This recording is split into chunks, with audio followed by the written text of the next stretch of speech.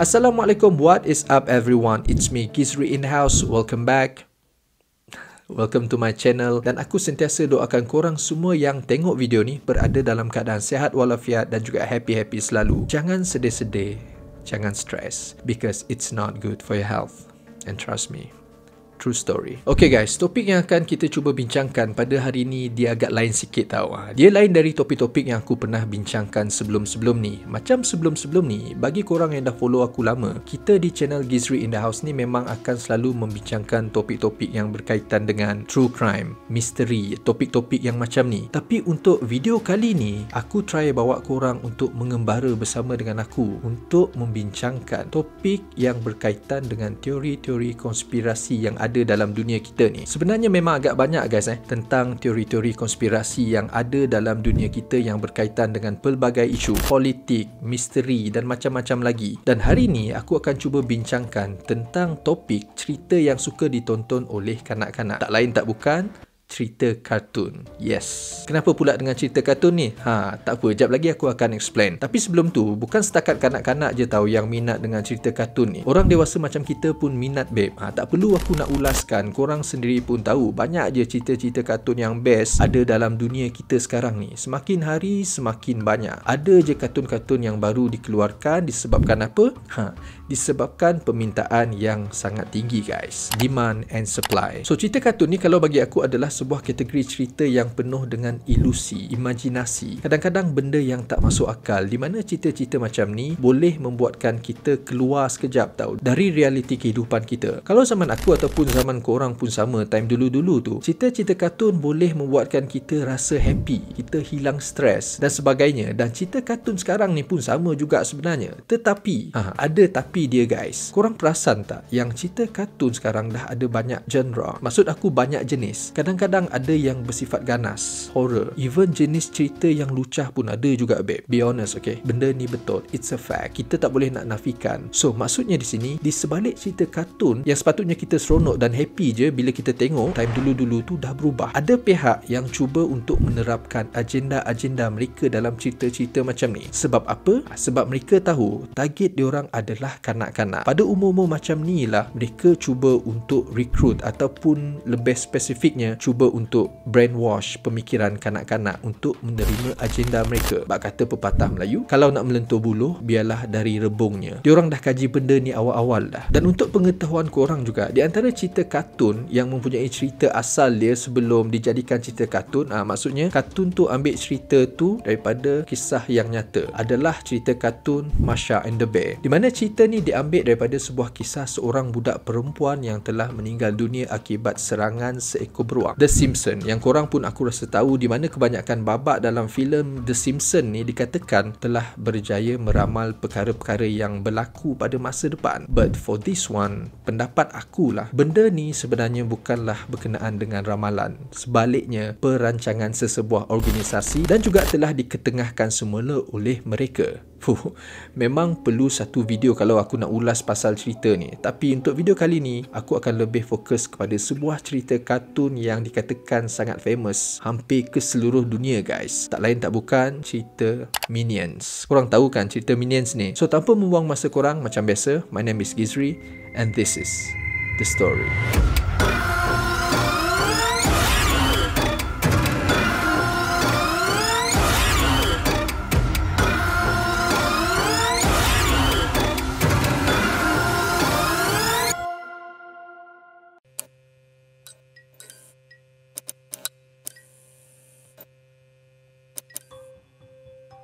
Di dalam cerita kartun Minions ni, dikatakan terdapat banyak maksud-maksud ataupun isi-isi yang tersirat yang cuba disampaikan oleh pembuat cerita ni kepada masyarakat dunia, khususnya kanak-kanak. Bagi korang yang pernah menonton filem Minions ni, kalau korang perasan kan, ada beberapa simbol untuk sesebuah organisasi yang telah cuba disampaikan melalui cerita ni. Dan organisasi yang aku maksudkan ni adalah organisasi yang dipanggil Illuminati. Guys, aku rasa most of us kenal dengan puak-puak Illuminati ataupun puak puak-puak Freemason. Banyak je teori yang kita dah dengar pasal mereka semua ni. So untuk video kali ni, aku just akan ulaskanlah sedikit sebanyak tentang puak-puak diorang ni. Apakah itu Illuminati dan apakah itu Freemason? Kedua-dua organisasi ni kalau diikutkan merupakan dua entiti yang berbeza, tetapi bagi aku mempunyai tujuan yang hampir sama, iaitu membentuk dunia untuk berada di bawah satu pemerintahan yang juga dipanggil sebagai The New World Order. Di mana kalau kita bercerita dan baca tentang Illuminati, Freemason, kita memang akan selalu menjumpai perkataan New World Order ni, ataupun kalau dalam bahasa Malaysia kita lebih kurang bermaksud pemerintahan dunia yang baru. Tetapi persoalannya, di bawah pemerintahan siapa? Siapa yang puak-puak ni nak untuk diorang jadikan pemimpin? Walaupun masih lagi menjadi misteri bagi sesetengah pihak, tetapi sebagai seorang Muslim, kita dah didedahkan dengan perkara-perkara macam ni dari zaman kita kecil lagi, menerusi hadis-hadis sahih yang disampaikan oleh para ulama, ustaz-ustaz, parents kita tentang bahayanya fitnah akhir zaman ni, di mana pada suatu hari nanti akan keluarnya seorang yang akan mengaku dirinya adalah Tuhan, sedangkan ini hanyalah fitnah pada akhir zaman. Aku rasa korang pun kenal dengan figure ni, tak lain tak bukan, siapa yang aku maksudkan adalah Al-Masihud Dajjal. Kita kena percaya bahawa pada suatu hari nanti yang Dajjal ni akan keluar dan akan mengumpul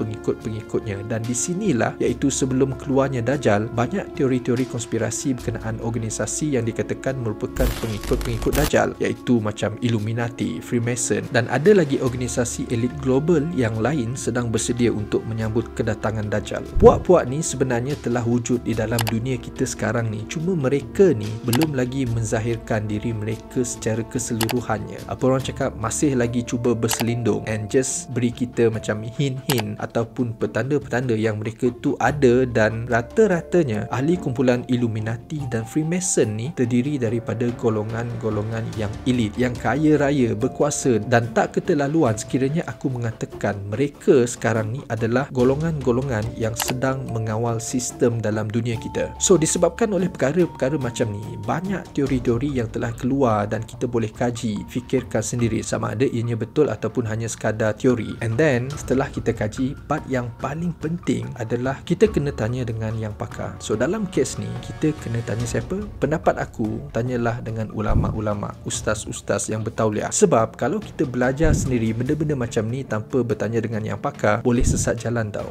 Nauzubillah min zalik. Panjang pula part penerangan tu tadi kan. Itulah yang aku cakap, kalau nak dibahaskan tentang benda ni, kena buat video lain tau, yang khusus untuk perkara-perkara macam ni, Illuminati, Freemason. So siapa nak boleh komen dekat bahagian bawah, okey? Okay. Kita sambung balik part cerita kartun Minions ni. So, apa kaitan cerita kartun Minions ni dengan Illuminati? Bagi sesiapa yang pernah tengok cerita ni kan, di situ dekat awal-awal lagi dah menyatakan yang produksi membuat cerita ni dikenali sebagai Illumination Entertainment di bawah Universal Studio. Heleh, engkau ni sikit-sikit Illuminati, sikit-sikit Illuminati. Nampak je word Illumination, terus cop filem Illuminati.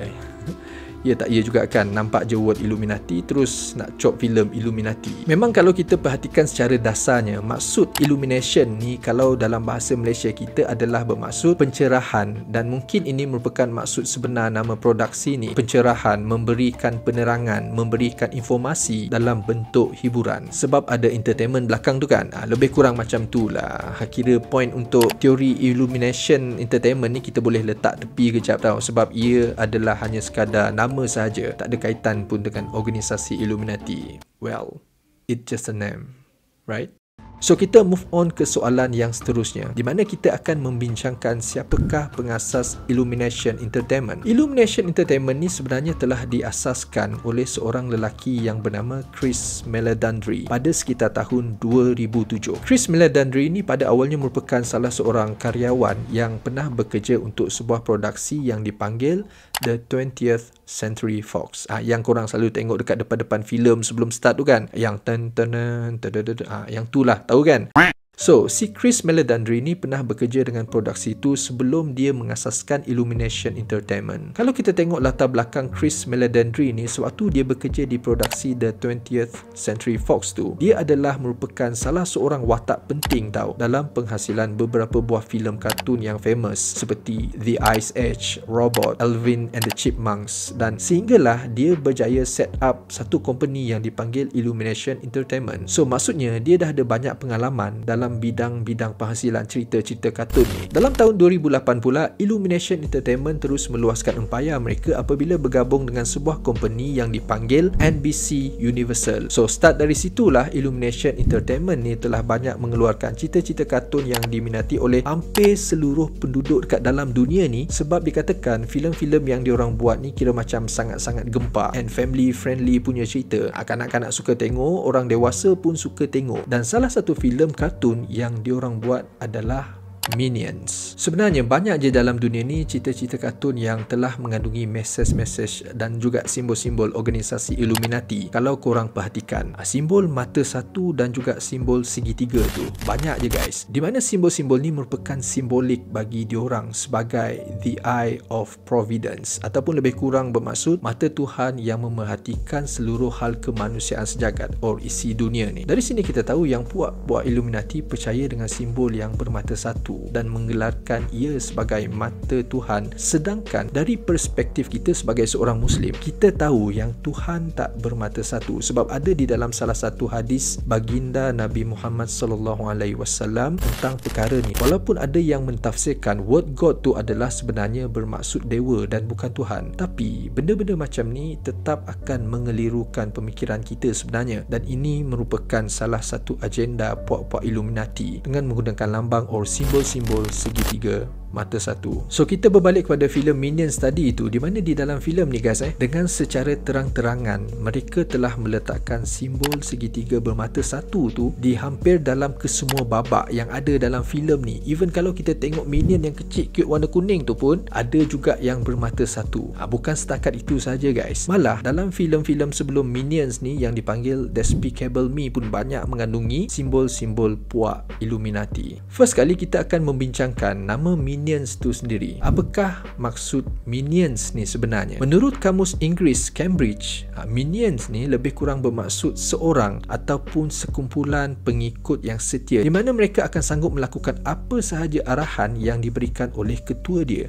Maksudnya Minion ni adalah pengikut yang setia, yang sanggup melakukan apa sahaja demi ketua or tuan dia. Kalau pengikut setia ni guys, bila kita huraikan balik, adalah jenis pengikut yang tak akan membangkang. Diorang tak akan mempersoalkan sebarang arahan ketua dia. Basically, kalau korang pernah tengok cerita kartun Minions ni kan, mereka pada asalnya adalah sejenis makhluk kecil yang berwarna kuning tu. Korang tahu kan, memang cute gila lah dengan suara dia yang cute. Memang pendek kata memang cute lah. Dan kumpulan Minion ni adalah kumpulan makhluk yang sedang mencari pemimpin kepada kumpulan diorang. Dan apa yang diterapkan dalam filem ni, mereka sedang mencari orang yang paling jahat sekali dalam dunia tau, untuk dijadikan ketua. Bukan orang baik, orang jahat untuk dijadikan ketua pula tu. Walaupun benda ni hanya sekadar cerita kartun oleh sesetengah pihak, termasuklah aku sekali, suka je tengok Minions ni kan, cute, lawa, tapi isi yang tersirat tu sebenarnya agak pelik sikit tau. Apa yang sebenarnya pembuat filem ni cuba sampaikan, dan mungkin juga yang pembuat filem ni cuba untuk membuat kelainan dengan plot cerita yang jenis macam ni, but still bagi aku mungkin ada agenda lain, menormalkan sesuatu yang tidak normal. Korang fahamkan maksud aku? Even kita pun selalu dipesan oleh parents kita dengan buat baik berpada-pada, buat jahat jangan sekali. Akan tetapi cerita Minions ni dia agak bertentangan tau dengan pesanan tu. Dan selain tu juga, benda ni telah disampaikan dalam bentuk yang santai. Dalam cerita Minions ni, diorang buat karakter yang cute, lawak, supaya istilah kejahatan tu tak obvious sangat tau. Bahkan lebih bahayanya kepada kanak-kanak yang menonton tanpa sebarang pengawasan orang dewasa. So, dalam misi pencarian Minions ni dalam cerita tu, macam-macam yang diorang jumpa tau, disebabkan kerana diorang ni hidup lama dan juga abadi. Menurut dalam filem tu, diorang jumpa dinosaur lah, masuk zaman Fir'aun lah, jumpa dengan Dracula lah, dan sehinggalah geng Minions ni akhirnya telah berjumpa dengan seorang watak yang dipanggil Gru dalam satu lagi filem filem iaitu Despicable Me. Dan untuk pengetahuan korang yang masih lagi tak familiar dengan cerita ni, dia ada banyak pecahan tau. Sebagai contoh, ada yang bahagian 1, ada yang bahagian 2. Lebih kurang macam tu. Dan watak Gru ni merupakan watak utama dalam cerita Despicable Me. Dialah yang merupakan ketua kepada geng-geng minions yang kecil ni, dan maksudnya dia adalah merupakan seorang yang paling jahat dalam cerita tu. Tapi kalau korang yang dah tengok cerita ni kan, watak jahat Gru ni dicipta sebagai watak jahat yang disenangi untuk kita tonton. Sedangkan kalau diikutkan fitrah kita sebagai seorang manusia kan, kita memang tak senang dengan perkara-perkara yang jahat macam ni. Dan macam apa yang aku cakapkan tadi, ini mungkin merupakan salah satu doktrin ataupun agenda yang cuba diterapkan oleh pembuat cerita ni. Dalam karakter watak minions ni pula, ada yang bermata 2 dan ada juga yang bermata 1. Dan disebabkan ada minions yang bermata 1 ni lah, terus adanya teori-teori yang dikaitkan dengan Illuminati. Puak Illuminati ni adalah golongan yang tidak mempercayai Tuhan, tetapi sebaliknya mempercayai kepada satu sosok pemimpin. So persoalannya sekarang, siapakah pemimpin yang mereka cari tu, yang diorang nak agung-agungkan tu? Samalah dengan cerita minions ni, diorang merupakan pengikut yang setia kepada seorang pemimpin yang diorang cari.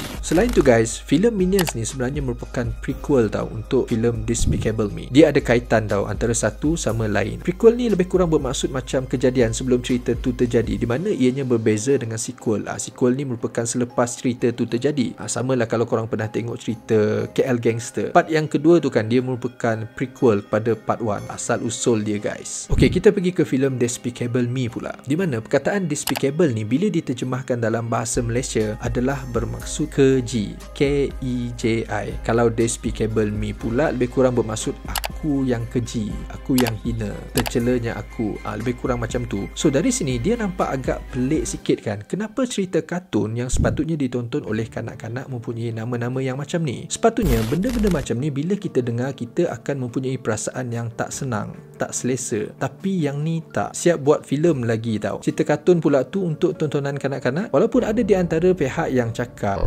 engkau ni cerita je pun tak payahlah serius sangat. Ya, ada betul juga tu, cerita kartun je kan, tengok je dah lah kan, tak payahlah nak fikir-fikir sangat. Well, in the end, semua orang ada pendapat masing-masing. Mungkin bagi kita yang tak berhubung dengan sesiapa menggunakan bahasa Inggeris dalam kehidupan seharian kita, benda ni still okay lagi. Despicable Me, nampak macam despicable. Korang bayangkanlah orang yang kehidupan seharian mereka menggunakan bahasa Inggeris. Despicable ni mungkin agak sengkol sikit lah bila diorang dengar. Sengkol tu bahasa Sarawak guys, lebih kurang macam awkward. Macam tu. Sebagai contoh, cerita Upin Ipin, kalaulah diorang buat nama tajuk cerita tu ditukar kepada tajuk cerita Upin Ipin yang keji, memang pelik lah bunyinya kan, sebab kita memang menggunakan bahasa Malaysia. Dan sebagai mak bapak pun, aku pasti yang diorang takkan benarkan yang anak-anak diorang tengok cerita yang macam ni. So itu adalah point yang aku cuba sampaikan. Okay, kita pergi ke part yang seterusnya, di mana di dalam cerita Despicable Me ni ada satu lagi babak di mana Gru telah pergi ke sebuah bank yang dipanggil Bank of Evil untuk meminjam dana bagi satu projek, iaitu projek mencuri bulan. Bank of Evil ni kalau kita terjemahkan dalam bahasa Malaysianya pula lebih kurang bermaksud bank kejahatan. Nama pun dah pelik kan, bank kejahatan. Tapi itulah, sekali lagi, kalau kita baca tentang sejarah penubuhan bank dalam dunia ni, ianya sedikit sebanyak pernah melibatkan golongan kapitalis. Even sampai sekarang pun korang tengoklah macam mana sistem di sesebuah perbankan tu. Tapi guys, walaupun nama bank dia ni Bank of Evil, dalam cerita Despicable Me ni ianya nampak normal je kan, sebab tema cerita ni pun dah kita tahu, tema kejahatan, so tak ada masalah lah dekat situ. Lagipun keseluruhan kejahatan yang ada dalam cerita tu dibuat dengan watak-watak yang cute, yang animasinya gempak, best. Kita pun tak ambil pot sangat lah, tapi hakikatnya ianya berkonsepkan kejahatan tau. Seterusnya, di bawah papan tanda Bank of Evil tu pula ada tertulis formerly Lehman Brothers. Maksudnya bank tu dulu sebelumnya dikenali sebagai Lehman Brothers. Dan yang menariknya dekat sini guys, cuba korang search Lehman Brothers dekat Google. Apa yang korang jumpa nanti adalah sebuah bank pelaburan yang keempat terbesar yang pernah ada dalam Amerika Syarikat. Maksudnya filem Despicable Me ni telah mengambil nama bank Lehman Brothers tu untuk dijadikan sebagai Bank of Evil mereka dalam filem ni. Dalam dunia realiti kita ni, Lehman Brothers telah ditutup kerana mereka telah bankrupt pada 15 September tahun 2008. Dan kesan penutupan Lehman Brothers ni juga sangat memberi impak yang besar kepada kerajaan Amerika Syarikat, kerana Lehman Brothers ni dikatakan merupakan sebuah organisasi bank pelaburan yang penting untuk menjana pendapatan negara diorang. Tetapi adakah Lehman Brothers ni pun ada kena mengena dengan puak-puak Illuminati? Yes, semestinya Lehman Brothers ni ada kaitan dengan Illuminati guys. Firstly, kalau kita kaji dan baca tentang Lehman Brothers ni, diorang ni sebenarnya berasal dari sebuah tempat yang dipanggil Rimpar, Bavaria, dekat dalam negara Jerman. Ayah kepada Lehman Brothers ni pada asalnya merupakan seorang pedagang lembu or sapi yang berketurunan Yahudi, di mana dia telah keluar dari bandar tu dan telah berhijrah pergi ke Alabama, Amerika Syarikat. Persoalan seterusnya, siapa pula Lehman Brothers ni kan? Lehman Brothers ni merupakan 3 orang adik-beradik, iaitu terdiri daripada Henry Lehman, Emmanuel Lehman dan juga Meyer Lehman. So Lehman ni kira macam nama keluarga diorang lah. Selain tu guys, untuk pengetahuan korang, Illuminati juga berasal dari tempat yang sama dengan Lehman Brothers ni, which is dari Bavaria. So bukti ni lebih menguatkan Lehman Brothers ni sebenarnya mempunyai penglibatan dalam organisasi Illuminati. Sedikit sejarah tentang Lehman Brothers ni, di mana mereka telah menjalankan perniagaan diorang semenjak tahun 1847 sehinggalah menjadi bankrupt pada tahun 2008. Dan disebabkan hal ni, banyak bangsa-bangsa Yahudi yang ada di Amerika Syarikat dikatakan kecewa dengan Lehman Brothers, sehingga Lehman Brothers pada akhirnya telah menjadi bahan ejekan oleh sesetengah bangsa Yahudi dekat sana. Kira macam diorang ni modal untuk ditroll lah, kira macam tu. So dalam cerita Despicable Me ni pula, kita dapat lihat yang Bank of Evil ni sekali lagi macam mempersendakan Lehman Brothers. Teori yang seterusnya dalam cerita Despicable Me ni adalah watak Gru itu sendiri tau. Korang tahu tak yang watak Gru ni sebenarnya dikatakan telah diambil daripada seorang yang bernama Aleister Crowley. Tapi siapa pula Aleister Crowley ni kan? Kalau nak diceritakan tentang Mamat ni, memang boleh buat satu lagi video tau. Tapi secara ringkasnya, kalau korang compare muka Gru dan juga muka Aleister Crowley ni, dia macam hampir sama tau. Iras-iras kata orang. Di mana Aleister Crowley ni, kalau dalam dunia kita sebenar ni, merupakan seorang magician dan juga seorang yang telah mengasaskan ajaran satanisme pada abad yang ke-20. Nama Gru tu pula dikatakan diambil dari nama guru yang pernah diberikan oleh pengikut Aleister Crowley ni satu ketika dahulu. Guru. Nampak macam hampir sama kan sebutan tu. Selain tu juga guys, Aleister Crowley ni merupakan pemimpin sebuah kuil Freemason Ordo Templi Orientis. Dia juga sangat terkenal dengan panggilan Frater Perdurapo dan juga The Great Beast 666. Ada yang melabel Aleister Crowley ni sebagai the wickedest man in the world, yang bermaksud lebih kurang lelaki paling jahat dalam dunia ni. Tak cukup dengan semua tu guys, Aleister Crowley ni juga pernah mengeluarkan satu buku yang diberi nama The Book of the Law, di mana di dalam buku ni dia mengatakan bahawa manusia sebenarnya telah masuk ke dalam satu fasa bahawa agama-agama yang lama dalam dunia ni dah tak relevan untuk dipraktikkan lagi. So dari sini kita tahu yang Aleister Crowley ni cuba untuk menghapuskan kepercayaan terhadap agama-agama dan menggantikan dengan ajaran satanisme. Personally, this is madness. Sedangkan sebagai seorang Muslim, kita tahu yang setan ni merupakan musuh kita yang nyata.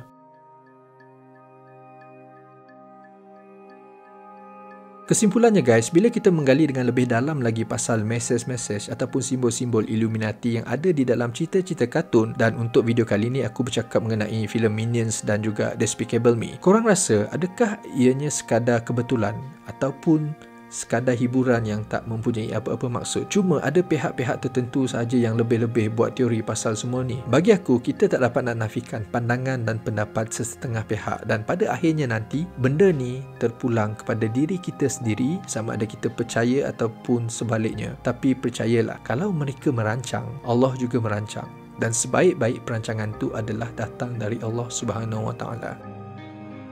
Okey, aku rasa setakat ni saja untuk video kali ni. Terima kasih dekat korang yang sanggup luangkan masa korang untuk tengok video ni sampai habis. Thank you so much guys. So hit that like button if you like this video, share it to your friends and your family. Subscribe kalau korang belum lagi subscribe channel Gizri in the House, and I'll see you guys again in the next video. Peace.